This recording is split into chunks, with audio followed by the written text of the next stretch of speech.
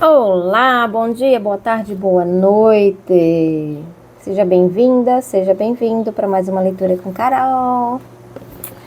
Estou aqui para trazer mais uma leitura, um novo livro chamado O Homem Pré-Histórico Também é Mulher. Uma história da invisibilidade das mulheres de Marilene Patou Matiz. Mais um livro recomendado pela Cláudia Campolina no Clube do Livro do Mundo Invertido. Então, vamos nessa. Simbora. Começando pelo prefácio. Fazer bater o coração das mulheres negras na pré-história, de Giovanna Xavier.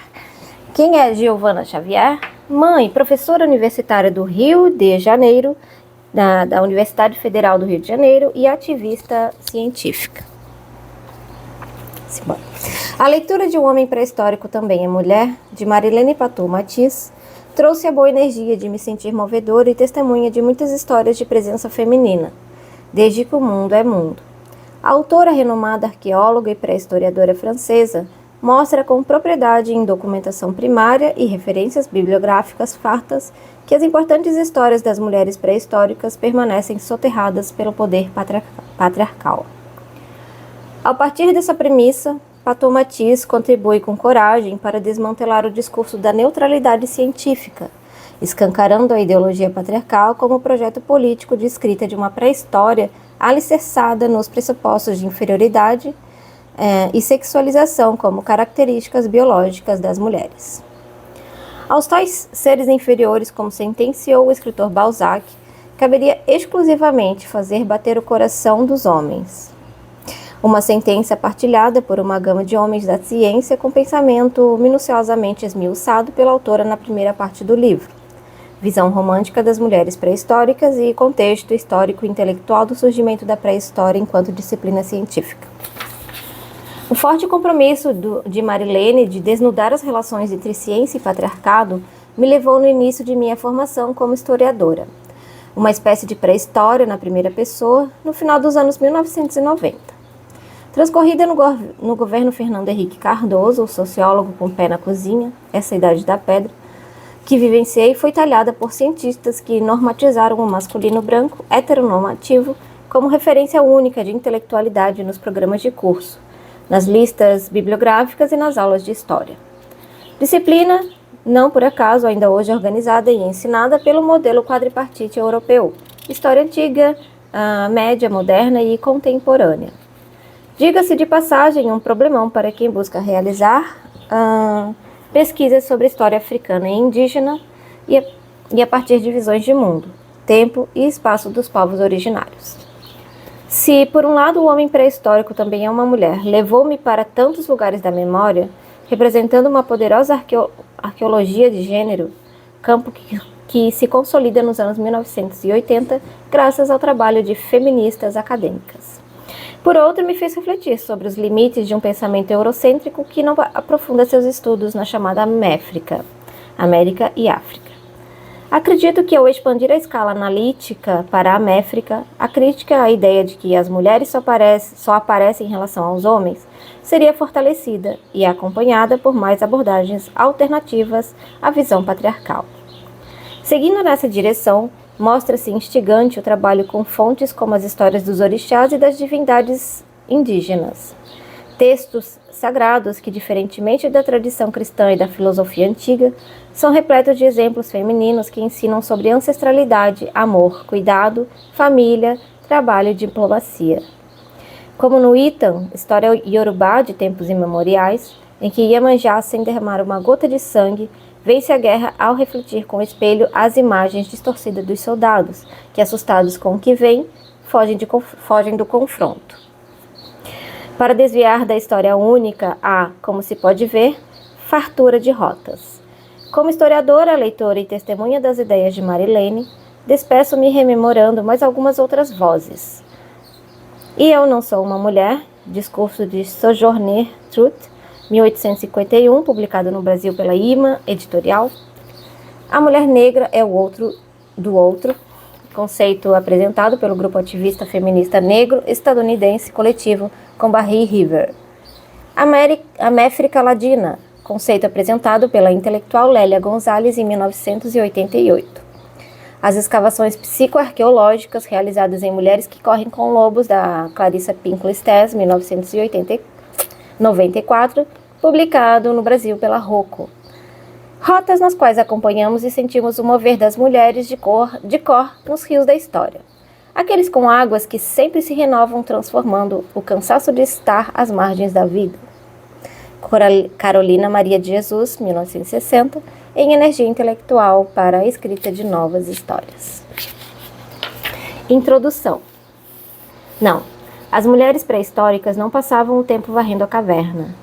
E se elas também tiverem pintado as paredes de Lascaux, caçado bisões, talhado ferramentas e protagonizado na origem das inovações e dos avanços sociais? As novas técnicas de análise de vestígios arqueológicos, as recentes descobertas de fósseis humanos e o desenvolvimento da arqueologia de gênero colocaram em questão vários lugares comuns e clichês.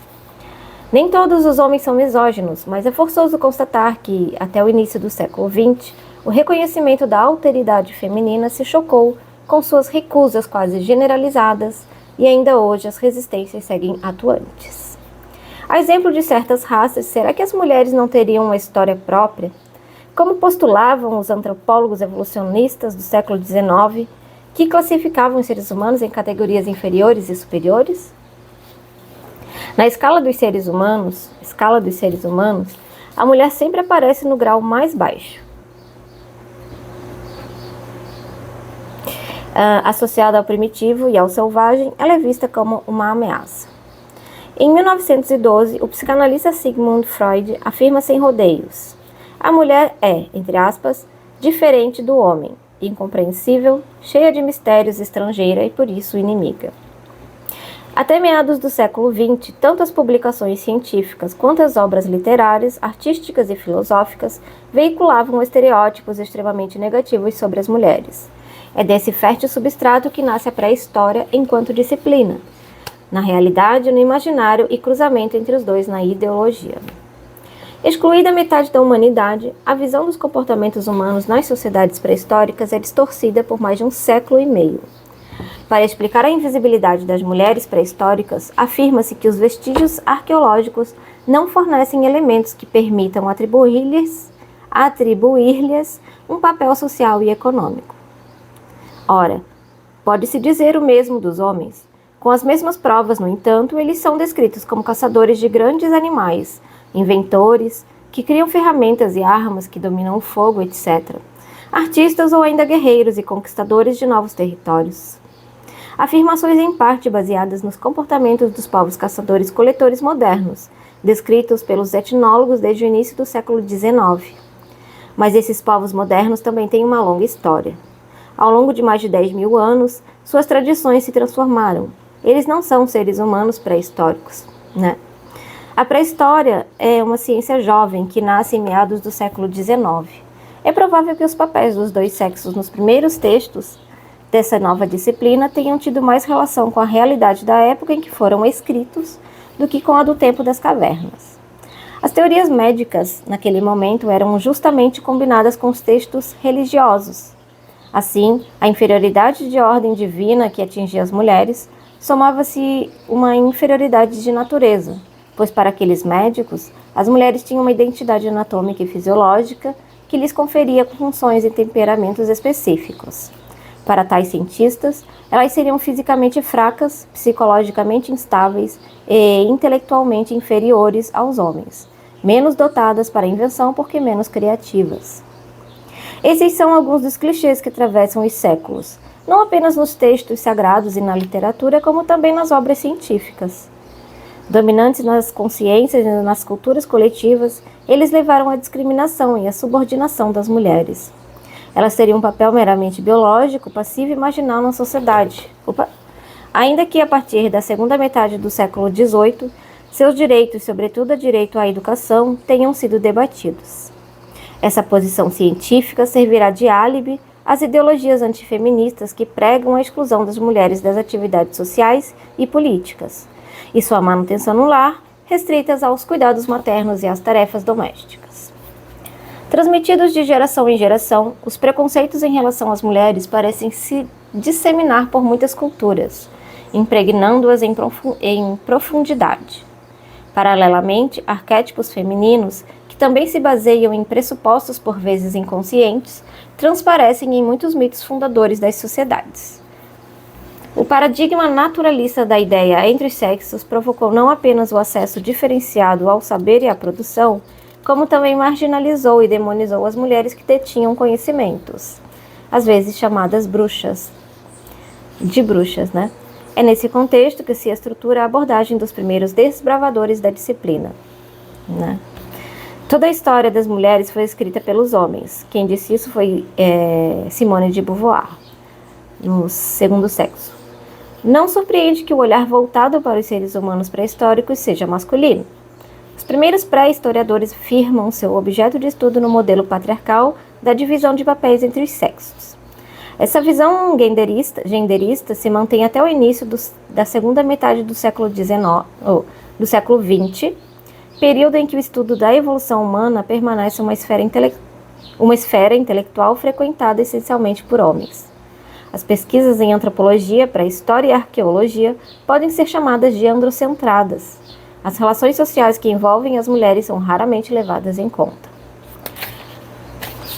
Como no modelo proposto nos anos 1950 a respeito do homem caçador, principal provedor de alimento para a comunidade e inventor de ferramentas e armas, segundo esse modelo, o homem teria sido o principal catalisador da hominização e mesmo da humanização. Nos anos 1960, as mulheres se reapropriam nesses campos de estudo de seu lugar por tanto tempo usurpado. O modelo do caçador é contestado, sobretudo por antropólogas feministas estadunidenses que preferem o modelo da mulher coletora, também provedora de alimentos essenciais à sobrevivência do clã. A década seguinte vê o surgimento da tese da existência de sociedades matrilineares e de cultos a divindades femininas ou à deusa-mãe. Nos anos 1980, vários pesquisadores apontam para o persistente androcentrismo do pensamento antropológico e o criticam. Elas contestam a legitimidade da dominação masculina baseada na concepção naturalista e se dedicam a definir as condições para o surgimento das desigualdades entre os sexos, segundo os contextos sócio-históricos.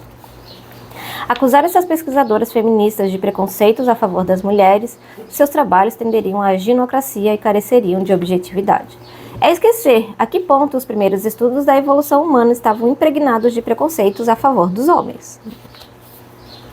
Fato.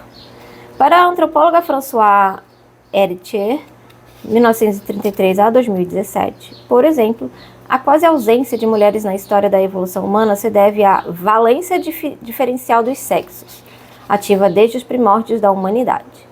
Ela estima que, em toda parte, em todas as épocas e em todos os lugares, o masculino é considerado superior ao feminino. O positivo está sempre do lado masculino e o negativo do lado feminino. No entanto, não é porque os mitos, os textos sagrados, profanos e científicos, por séculos, veicularam a imagem da mulher inferior ao homem e submetida a ele, que as coisas sempre e em toda parte foram assim. É grande o risco, de fato, de impormos os pressupostos contemporâneos de gênero às sociedades estudadas. Eles precisam ser identificados para que possam ser desconstruídos. Os novos métodos de análise dos sítios e vestígios arqueológicos, das sepulturas e dos restos humanos nelas contidos, bem como o estudo das numerosas representações deixadas pelos caçadores-coletores pré-históricos, nos fornecem informações que permitem reconsiderar o papel das mulheres no processo evolutivo. Em uma época em que nenhuma prova tangível permitia diferenciar as tarefas e a hierarquia entre os sexos, os pré-historiadores apresentaram uma visão binária das sociedades pré-históricas. Homens fortes e criadores, mulheres fracas, dependentes e passivas. Os homens foram apresentados como responsáveis pela sobrevivência de suas comunidades e atores do progresso. A transformação gradual rumo ao melhor, de que fala Montaigne em seus ensaios de 1588. No entanto, as pesquisas mostraram que os objetos pré-históricos são polissêmicos e não necessariamente representativos do sexo de um indivíduo. Sondando as profundezas do passado, este livro se dedica a responder às dúvidas em torno da história das mulheres nas sociedades pré-históricas. Quais foram seus papéis econômico, social, cultural e religioso? Que posição elas ocuparam? Existiram sociedades matriarcais? Quando e por que a divisão sexual do trabalho e a hierarquização dos sexos em detrimento das mulheres se impuseram? Esquecidas pelas pesquisas científicas por mais de um século e meio, as mulheres pré-históricas se tornam objetos de estudo de pleno direito. E, finalmente, começam a sair da invisibilidade a qual foram relegadas. Restituir-lhes o devido lugar na evolução humana é o nosso objetivo. Capítulo 1. Visão romântica sobre as mulheres pré-históricas. O homem ocupa a frente do palco e a mulher é relegada ao segundo plano. O homem carrega armas, abate feras assustadoras, é forte, corajoso, protetor, ereto. A mulher é fraca e dependente, às vezes ociosa, está cercada de crianças e velhos, sentada à frente na caverna. Até meados do século XX, quadros, esculturas, livros, ilustrações em revistas e em manuais escolares criam um imaginário coletivo e nos passam uma única mensagem: pré-história é coisa de homem. Desconstruir os paradigmas na origem desse ostracismo nos permite abrir novas perspectivas para a prática científica e mudar a maneira como olhamos para os seres humanos pré-históricos, por favor. O homem pré-histórico, de macaco a herói. As primeiras reconstituições dos seres humanos pré-históricos e de seus modos de vida não têm nenhuma base científica real. Podemos constatar, como nas esculturas, gorila raptando uma negra e gorila raptando uma mulher. Gorila raptando uma negra de 1859 e gorila raptando uma mulher de 1887. De Emmanuel Fremier, que os artistas se inspiram na visão culta dominante no século XIX, a do macaco antropomorfo, uma espécie de gorila particularmente selvagem e lúbrico. Os comportamentos dos seres humanos pré-históricos, parecidos com os de um predador oportunista, só podiam ser instintivos. Sua vida é considerada miserável e precária diante de uma natureza hostil, povoada por grandes predadores. Encontramos essa concepção nas esculturas de Emmanuel Fremier e do belga Louis Macré, e nas pinturas de Fernand Cormon, Maxime Favre e Paul Jamin. As mulheres, em geral, representadas seminuas e cercadas de filhos, esperam na caverna, inquietas ou temerosas, o retorno dos caçadores. Às vezes, elas são as próprias presas dos homens, como na tela O Rapto na Idade da Pedra, 1888, de Paul Jamin. Nessas obras, as mulheres são relegadas às funções reprodutivas, maternas e domésticas, como subalternas, e os homens são valorizados em funções nobres: caça, pesca, talha de ferramentas e de armas. Também é inconcebível imaginar uma artista do sexo feminino. Da mesma forma, a ideia de que o artista ou seu modelo possam ser negros não é cogitada até a descoberta, em 1911, da Vênus de Lussault, ou Mulher com Corno, pelo Dr. Jean-Gaston Lalande, em Lussault, na Dordogne, que apresenta para os homens da época todas as características físicas de uma negra, especificamente Hottentot. Louis Macré a esculpe com um corno na mão, a mulher negroide de Lussault, e lhe dá um companheiro, o negroide de Menton, com traços boxímanes, Bushman, e com o mesmo ornamento na cabeça de um dos dois esqueletos fósseis de Homo sapiens, descobertos em 1901 na Caverna das Crianças, uma das cavernas italianas de Balzi Rossi, na fronteira franco-italiana, perto de Menton. Presas, companheiras, mães. As mulheres estão submetidas aos homens. As representações da família pré-histórica imitam um modelo ideal de família do século XIX, ocidental, nuclear, monogâmica e patriarcal. A dicotomia sexual das tarefas cotidianas aparece nos textos dedicados à pré-história e, a partir de 1880, também nos romances pré-históricos em que o herói, obviamente, é do sexo masculino. Nessas obras, as mulheres são sexualmente cobiçadas, colocadas no centro da história, permitindo a descrição de cenas eróticas, como em Nomai, Amour lacustres, de J.H. Rosny, ou relegadas a funções femininas, reprodução, educação dos filhos, colheita, cozinha. Quando velhas, elas às vezes se tornam sábias e são procuradas para conselhos, mas ai daquela que se afastar do caminho traçado pelos homens. Uma condenação à morte sancionará seus desvios. Uma mudança acontece nos anos 1960 e 70, sob pressão dos movimentos feministas, sobretudo estadunidenses, que se insurgem contra essas visões caricaturais. Surgem novas representações. As mulheres deixam um lar e se tornam heroínas, como Ayla na saga em 6 volumes da estadunidense Jan M. Auel. Mas os preconceitos machistas perduram.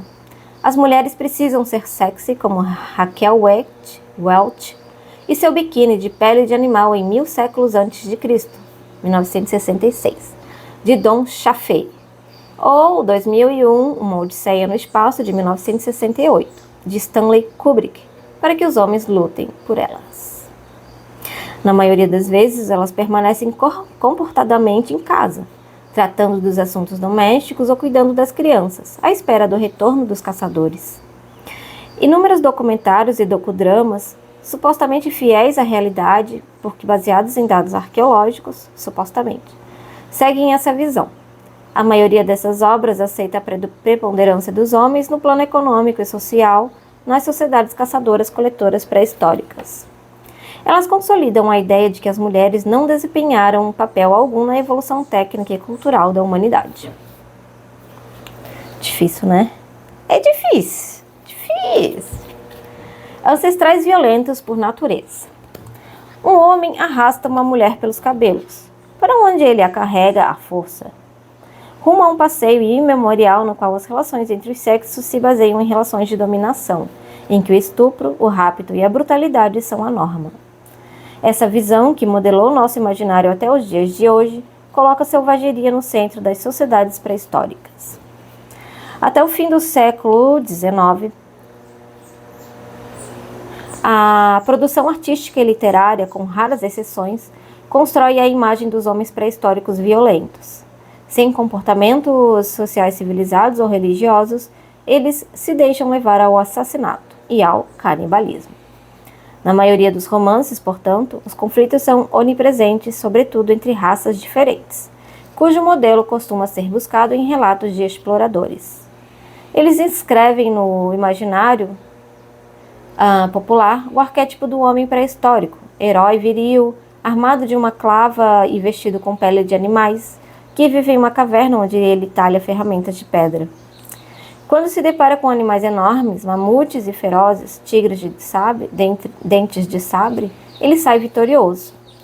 Revoltado, age com violência para conquistar o fogo, um território, uma mulher ou para vingar um ente querido. Essas representações se baseiam em grande parte nos escritos dos antropólogos evolucionistas e dos pré-historiadores do século XIX e do início do século XX.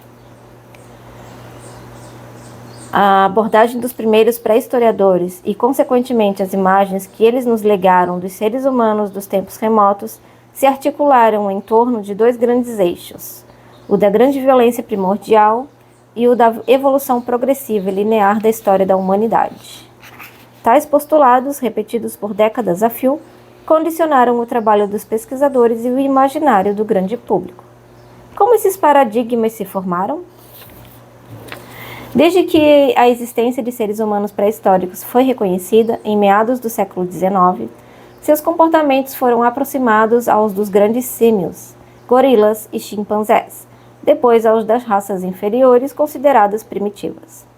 Sem fazer análises precisas dos objetos talhados na pré-história, os primeiros pré-historiadores deram-lhes nomes de conotação guerreira: clava, cacetete, machado, biface, punhal. As grandes exposições universais e os primeiros museus retransmitem essa imagem. O Museu da Artilharia, instalado no Hospital dos Inválidos, em Paris, 1871, expunha coleções de armas pré-históricas e proto-históricas, antigas, históricas, etnográficas, e para cada período manequins de tamanho real, armados e em trajes de guerra. Essa apresentação museográfica instilava nos visitantes a ideia de uma continuidade cultural da guerra desde as épocas mais remotas da humanidade. No entanto, estudos recentes das atividades pré-históricas atestam que essas supostas armas de guerra serviam sobretudo para matar e decepar animais. Nos anos 1880, a teoria das migrações afirma que a sucessão das culturas pré-históricas resulta de substituições populacionais e consolida a ideia de que a guerra de conquistas sempre existiu. No início do século seguinte, baseados nos comportamentos dos grandes símios, alguns sociobiólogos, aos quais se unem antropólogos e pré-historiadores, afirmam que descenderíamos de primatas assassinos.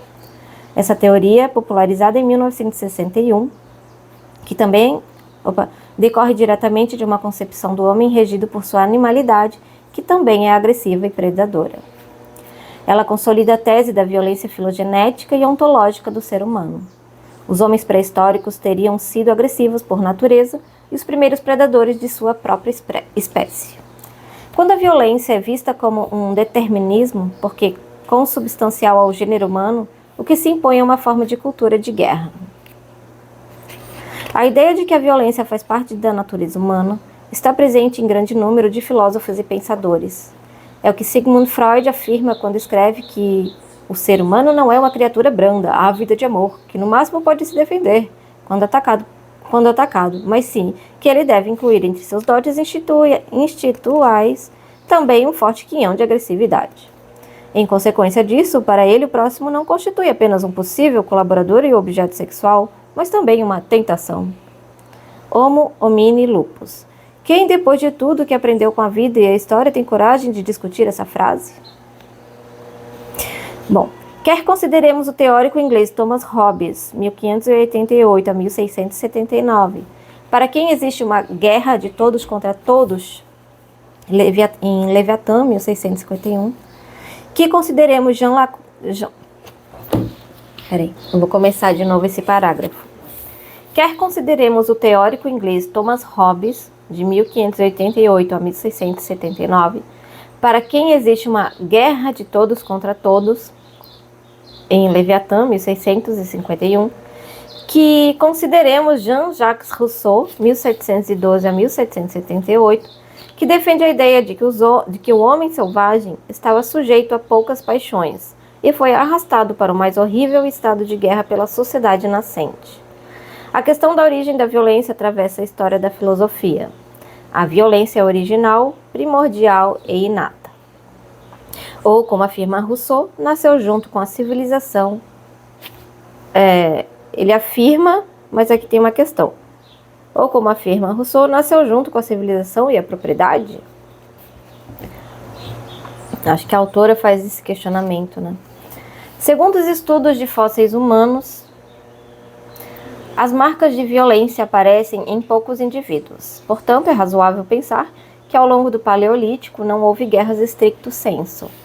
É preciso destacar, no entanto, que os esqueletos descobertos são relativamente pouco numerosos e ferimentos letais não necessariamente deixam vestígios nos ossos, que são os únicos elementos preservados. Na maioria dos casos de violência confirmada, os ferimentos estão cicatrizados, portanto, os indivíduos não foram mortos, mas tratados. Por meio da observação das anomalias ou dos traumas presentes nas ossadas de vários fósseis humanos do Paleolítico, deduziu-se que eles cuidavam de seus doentes e feridos, e que um deficiente físico ou mental, mesmo de nascença, não era eliminado e tinha lugar na comunidade.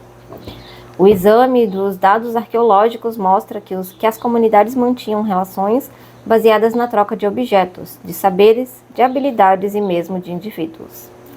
A cooperação e a ajuda mútua, tanto quanto, e talvez mais que, a agressividade e a competição, foram vitais para a sobrevivência dos humanos que se reuniam em pequenos grupos. Em A Origem da Família, da Propriedade Privada e do Estado, o filósofo alemão Friedrich Engels afirma que a tolerância recíproca dos machos adultos, a ausência de ciúme, foi a primeira condição para a formação nesses grupos maiores e mais duradouros, sendo esse o único meio em que se poderia efetivar a humanização do animal. Os primeiros vestígios de violência coletivas parecem surgir com a sedentarização das comunidades, que começa há cerca de 14 mil anos e aumentar ao longo do Neolítico.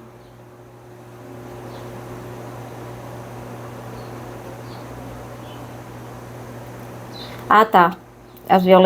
Os primeiros vestígios de violência começam a aumentar ao longo do Neolítico, período marcado por várias mudanças ambientais, aquecimento climático, econômicas, domesticação das plantas e dos animais, o que permite um excesso de recursos alimentares, atestado por seus locais de armazenamento, sociais, surgimento das elites e das castas, de seu corolário a hierarquização e as desigualdades, e de crenças, surgimento de divindades e de locais de culto.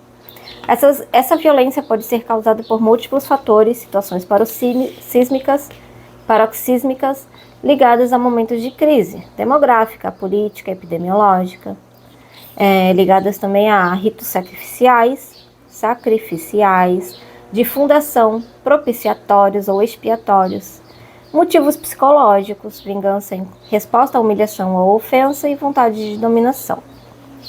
Constatamos que as mulheres e as crianças seriam suas principais vítimas. No entanto, a violência não está presente em todas as sociedades neolíticas. No sítio arqueológico de Çatalhöyük, Anatólia Central, Turquia, a homogeneidade das moradias e das práticas funerárias leva a pensar que a organização social era igualitária e pouco guerreira, ausência de vestígios de conflitos. É sobretudo a partir dos anos 5500 antes de nossa era, quando da chegada de novas migrações à Europa, que os conflitos dentro das comunidades e entre elas parecem se intensificar. Segundo vários arqueólogos, essa mudança sociocultural nas sociedades posteriores ao Paleolítico também seria visível na progressiva substituição, no fim do Neolítico, dos cultos prestados a divindades femininas, deusa mãe da fecundidade, da fertilidade, pela veneração de divindades masculinas geralmente representadas com o punhal da Idade do Bronze. A guerra se institucionaliza ao longo desse período que vê o surgimento do Estado e de uma civilização urbana, bem como o desenvolvimento da metalurgia e do comércio de bens de prestígio, armas. O guerreiro e o armamento se tornam objeto de um verdadeiro culto. Mais uma vez, no entanto, não em toda parte. Algumas civilizações se mantêm pouco guerreiras, como a de Caral, cidade pré-colombiana da região de Lima, no Peru, e a do Vale do Indo.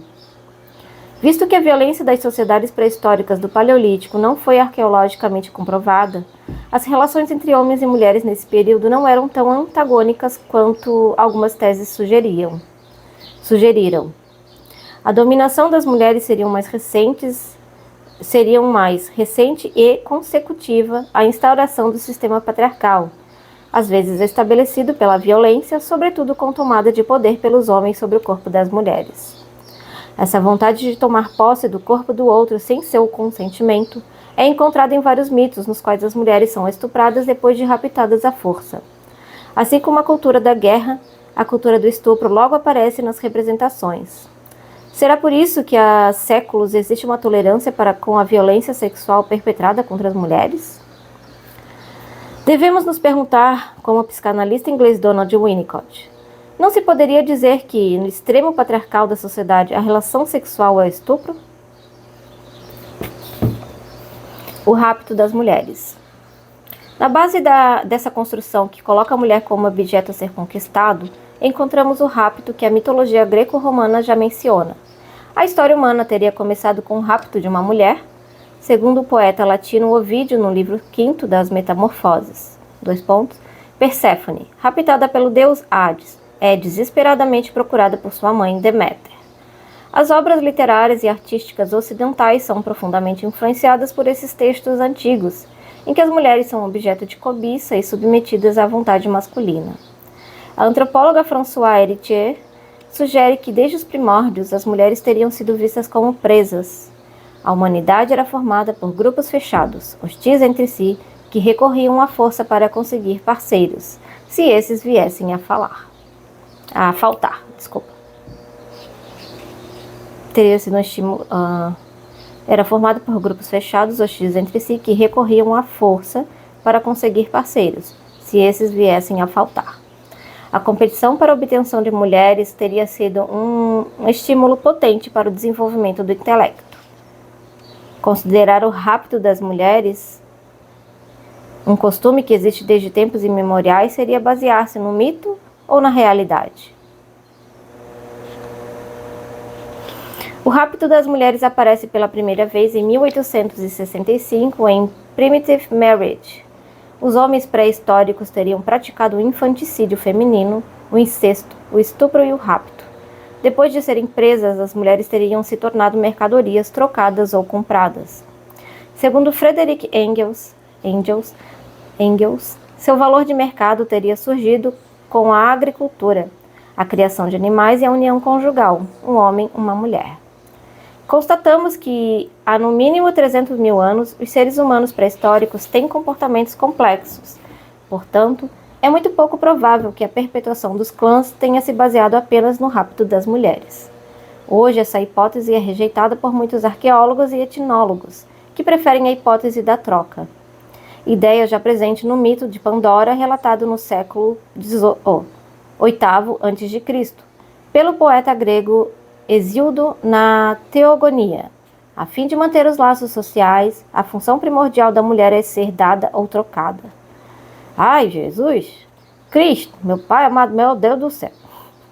Segundo Marcel Mauss, 1872-1950, o pai da etnologia francesa, nas sociedades ditas primitivas, o sistema de dádiva e contradádiva permitiria a recriação permanente do laço social e evitaria conflitos.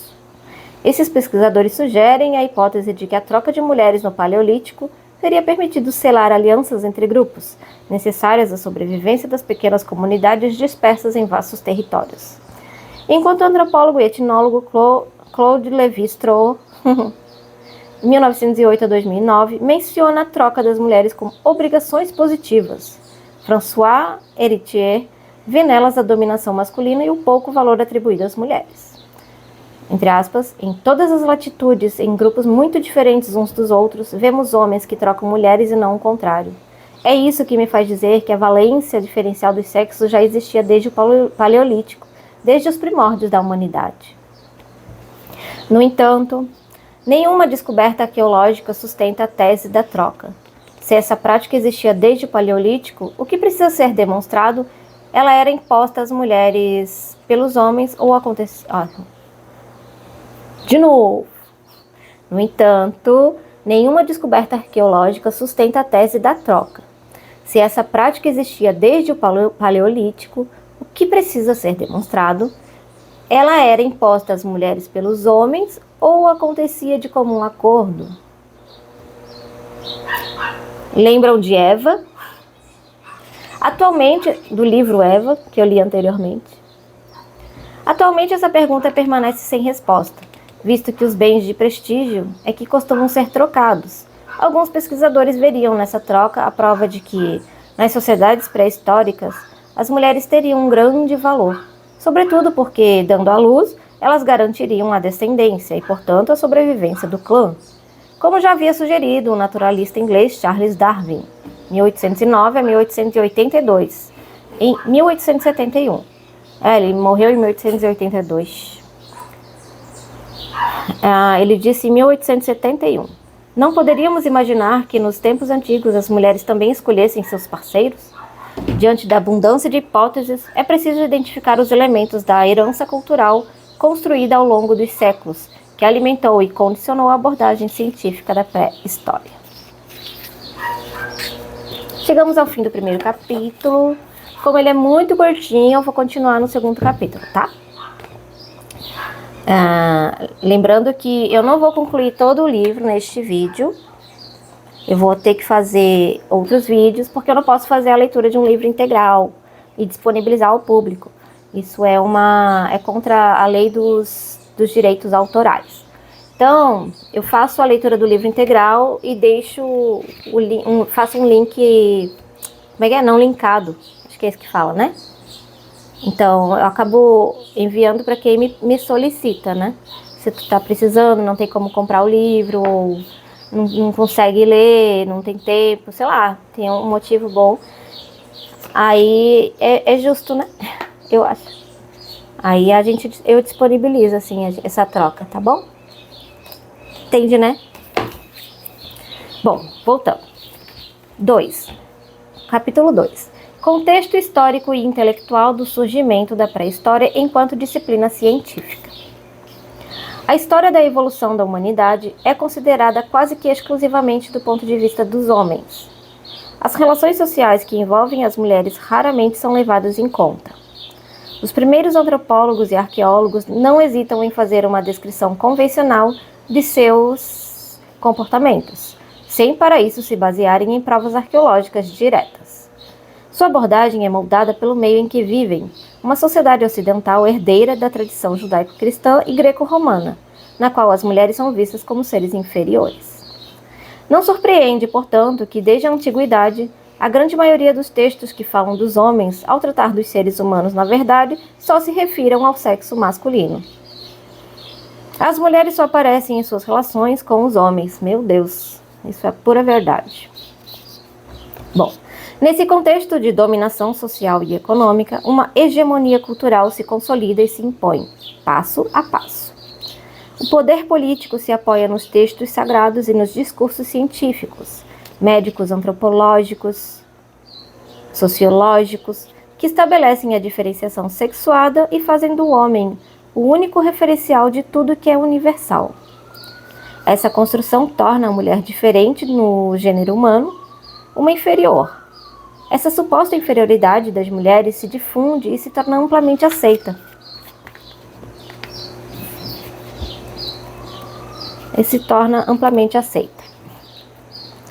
Seres inferiores. Seja for para morrer, melhor cair sob a mão de um homem, do que ser chamado de inferior a uma mulher. Sófocles. Baseando-se nos textos sagrados de várias religiões, tanto monoteístas quanto politeístas, teólogos, cientistas e filósofos decretaram, por muitos séculos, que as mulheres eram inferiores por ordem divina e por natureza. Era assim que justificavam a subordinação feminina, pois a diferenciação dos dois sexos seria necessária à harmonia natural da família e da sociedade.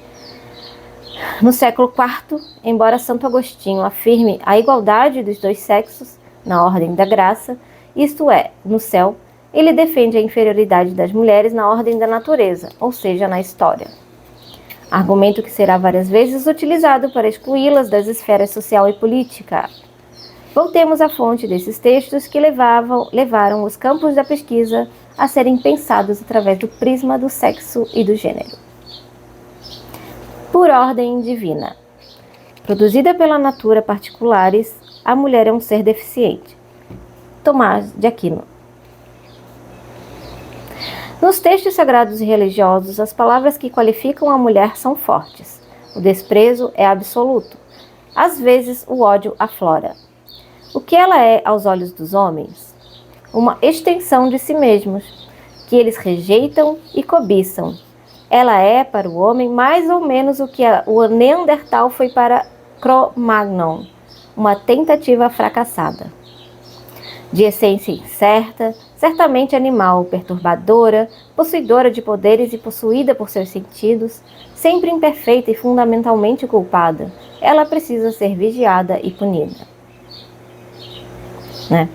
No livro When God Was a Woman, publicado em 1976, a professora estadunidense de arte e história Merlin Stone, 1931 a 2011, mostra como a invenção do mito de Adão e Eva determinou no Ocidente, na sociedade e no inconsciente coletivo, a submissão das mulheres aos homens. Embora em vários mitos fundadores de inúmeros povos, a mulher seja criada antes ou junto com o homem e não depois, no Gênesis é a partir de uma costela de Adão que Deus cria a Eva. O Senhor Deus disse: "Não é bom que o homem esteja só. Vou fazer uma auxiliar que lhe corresponda."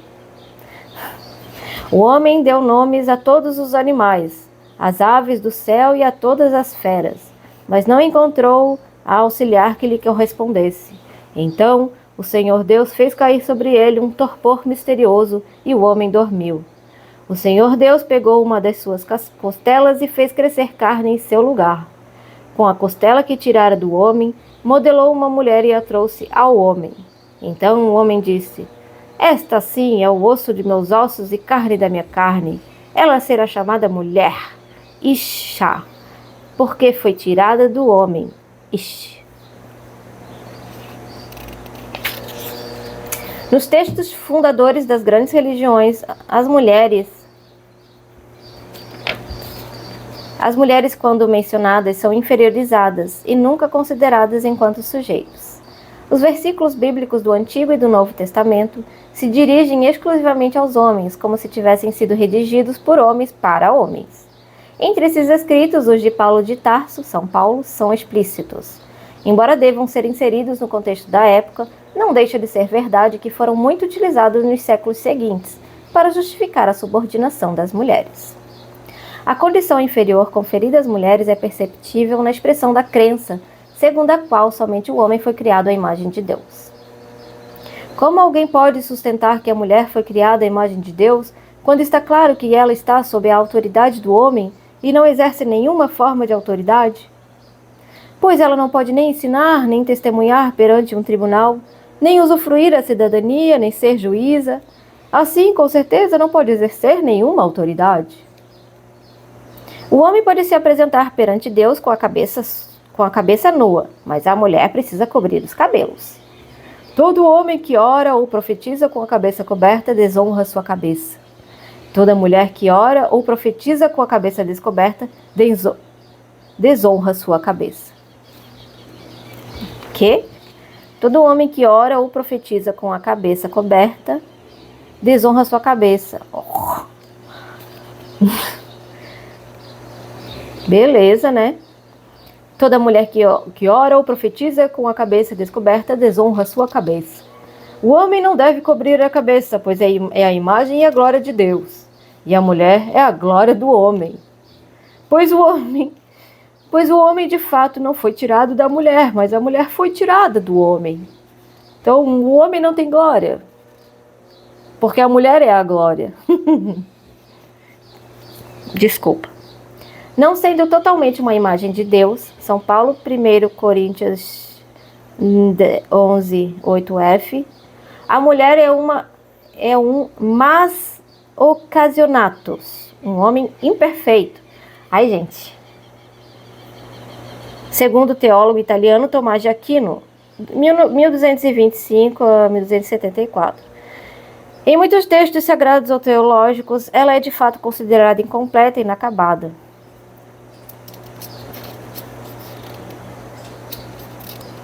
No Talmud, seja lá o que é o Talmud, deixa eu ver, tá aqui, um dos textos fundamentais do judaísmo rabínico, a mulher é um vaso...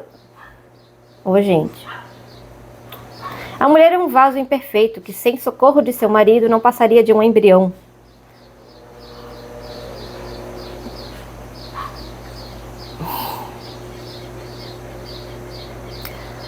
A mesma ideia é encontrada no Atharva Veda, texto sagrado do hinduísmo escrito por volta do ano 900 a.C. de nossa era.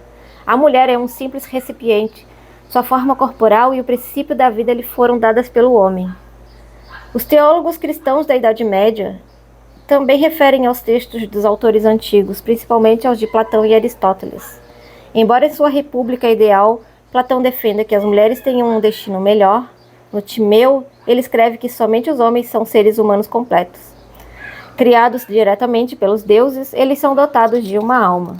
A mulher, sendo o resultado de uma degeneração física do ser humano, pode no máximo esperar tornar-se homem? Isso não foi a pergunta, gente, desculpa. Pode no máximo esperar tornar-se homem. Deus me livre. Prefiro ser mulher. Sério. Aristóteles, que abordou todos os campos do conhecimento de seu tempo, afirma que um macho é macho em virtude de uma capacidade particular. Uma fêmea é fêmea em virtude de uma incapacidade particular. E que a fêmea é como um macho mutilado, um macho infértil. Quem falou isso? Aristóteles. Para ele, no ato da procriação, a mãe fornece a matéria, traz o alimento, e o pai transmite o movimento, a substância do ser humano. Entre aspas, é evidente que o esperma deve estar numa dessas condições, numa dessas duas condições. Ou ser produzido deve vir dele como matéria, ou como princípio do movimento inicial. O esperma não basta... Ai, gente, que loucura, né? Como que é? Como que eram criadas afirmações, assim, do imaginário mesmo, né? Porque hoje a gente sabe como funciona cientificamente, né? Há estudos...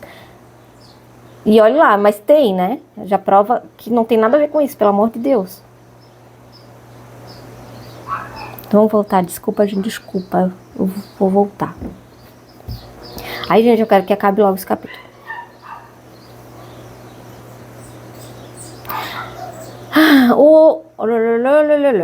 O esperma não basta por si mesmo. Portanto, ele precisa encontrar uma matéria pré-existente a qual dar vida. Essa ideia será retomada pelos pais da Igreja Ocidental. No século IV, nós a encontramos na correspondência de Jerônimo de Estridão, São Jerônimo. Entre aspas, assim o solo, isto é, a matriz da mulher, acolhe a raça humana, e ela alimenta o que é dela depois de recebê-lo. E enquanto ela alimenta esse corpo, e enquanto lhe dá um corpo, ela o diferencia em membros variados. E em outra carta, asterisco, entre aspas, o Pai Todo-Poderoso toma a terra como mulher, derramando sobre ela sua própria chuva fecundante, para que de seu seio ela possa amadurecer uma nova colheita. Bonito. Bonito, né? 8 séculos depois, Tomás de Aquino afirma que a concepção da mulher, cuja razão é mais fraca que a do homem, se deve a uma fraqueza do esperma, pois, segundo Aristóteles, o esperma ativo visa produzir um ser humano completo, isto é, um homem. O nascimento da mulher foi provocado sem querer, pois a potência ativa do esperma sempre procura produzir algo totalmente semelhante a si mesmo, que seja macho.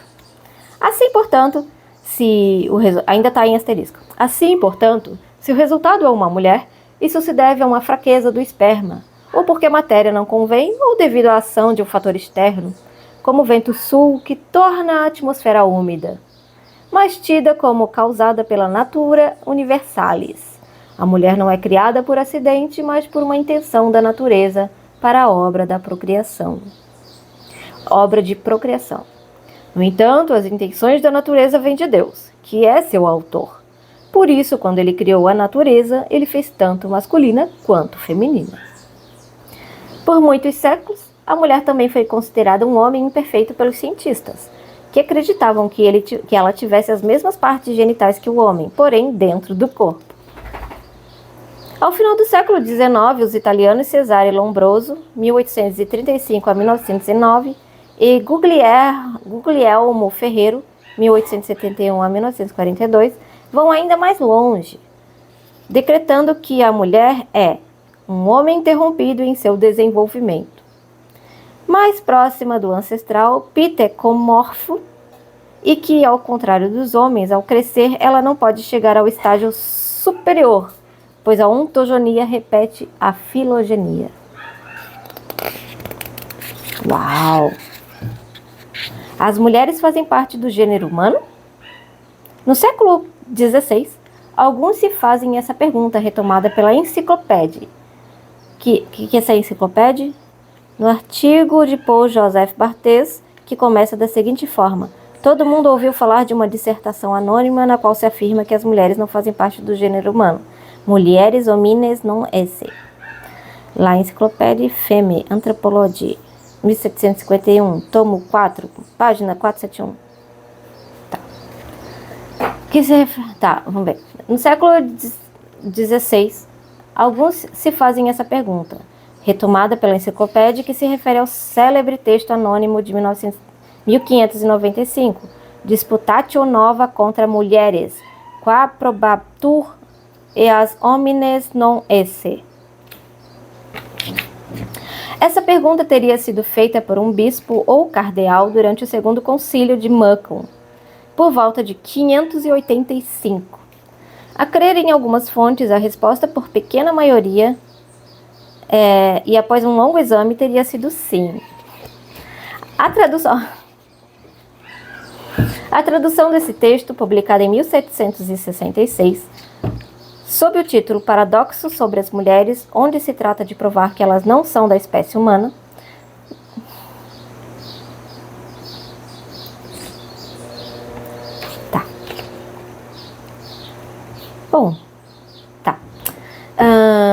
despertou inúmeras reações. A obra é considerada por alguns historiadores fruto do imaginário ou de uma interpretação errônea. O texto original, visto como um panfleto contra as mulheres, seria na verdade uma paródia humorística a respeito de uma corrente cristã da época, o socinianismo, cujos adeptos rejeitavam a Trindade, o pecado original, a divindade de Cristo, e interpretavam de maneira errônea as escrituras. O texto original teria sido instrumentalizado no século XVIII, XVIII, para inflamar a guerra dos sexos. A ironia de todo modo revela um sexismo consubstancial à época, um antifeminismo elaborado pelos textos religiosos. Os textos sagrados condenam as mulheres, tornando-as responsáveis pela queda e por todos os males da humanidade. Deus, seja ele humano, seja ele uma força suprema, adverte os homens contra elas, se eles não quiserem se perder. Culpadas desde as origens. Calma.